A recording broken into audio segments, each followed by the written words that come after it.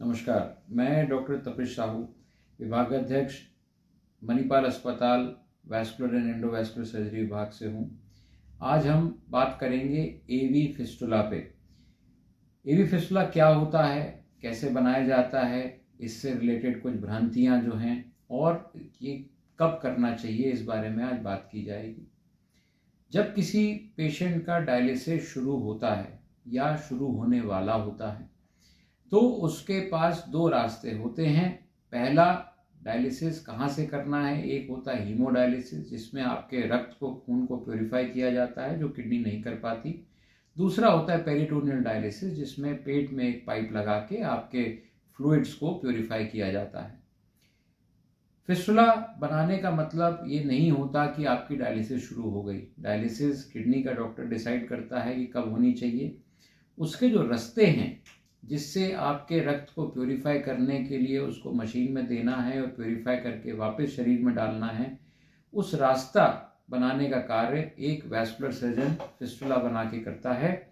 4 तरीके अमूमन तौर पे होते हैं। एक होता है गले की temporary line, IJ catheter, temp catheter बोलते हैं। दूसरा होता है पर्मा कैथेटर, पर्मा कैथ बोलते हैं, जिसमें कि डलता गले से ही है लेकिन यहाँ से निकाल दिया जाता है।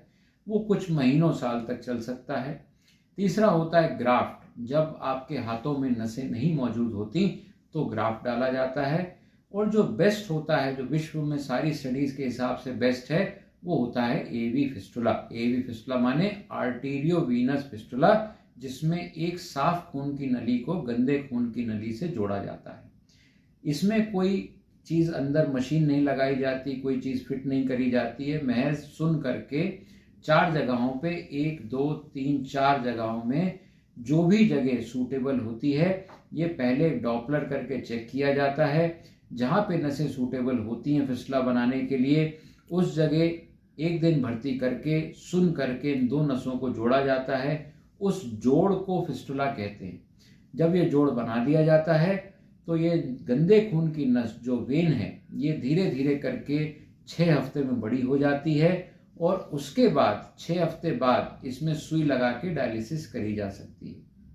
कहने का मतलब, फिस्टुला बनाने के तुरंत बाद ये नस कार्य में नहीं आती, 6 हफ्ते इसको मैच्योर होने में लगते हैं। इसीलिए अगर डायलिसिस शुरू होने वाली है, ऐसा लगता है, तो आपके किडनी स्पेशलिस्ट नेफ्रोलॉजिस्ट आपको बोलेंगे कि फिस्टुला बनवा लीजिए, जिससे 6 हफ्ते में तैयार हो जाए। उसके बाद जब भी डायलिसिस की आवश्यकता पड़े तो आप पे एक काम करता हुआ फिस्टुला हो।